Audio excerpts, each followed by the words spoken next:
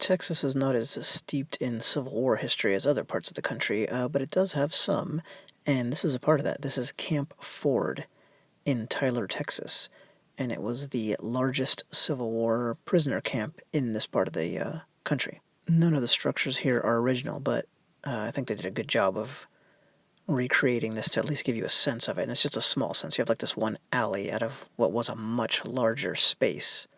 And of course, when you think of Civil War prison camps, you think of, just absolutely horrific conditions and disease, starvation.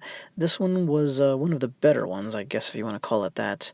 And conditions were much better than elsewhere, but still harsh. So if you were a Union soldier captured, you were pretty lucky if you ended up here. One of the reasons for that is it has this ravine running through it, so they had a fresh supply of clean water. And an inexhaustible supply because it came from a spring. So this was really important. They had clean, fresh water just constantly being fed through the camp. They're also very clever about it. They had a system of catch basins, and they used different parts of the ravine for different functions, like washing clothes and whatever. The bottom line is they never ended up drinking contaminated water because of that. They even commissioned one of their fellow prisoners to be the commissioner of aqueducts. So they had an excellent system in place, and that really helped. Going back to the conditions overall, like I said, they were harsh. Here's an illustration of the camp. They were not provided, the prisoners, with any housing at all. They had to build what they could, and they rarely had access to tools, though.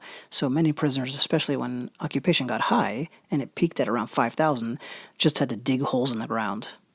Texas has extremes of temperature. I can verify that myself. So you had sweltering heat in the summer. Tyler is in eastern Texas, by the way. But then it also gets really quite cold in the winter, and they had very little to protect themselves with. It's a beautiful land now, as you can see. Here is a map with the battles that provided, if you will, prisoners for the site. You can see Tyler between Dallas and Marshall there on the left. And well, this is not one of the major sites associated with the Civil War, of course, far, far from it, but it's still really eerie to stand on the same ground and know that that's where Union prisoners were housed. Another small distinction that this site has is that it had the largest number of naval prisoners of any prison, north or south. And there's a road that runs by it, as you can hear, but other than that, it's just kind of a quiet patch of land.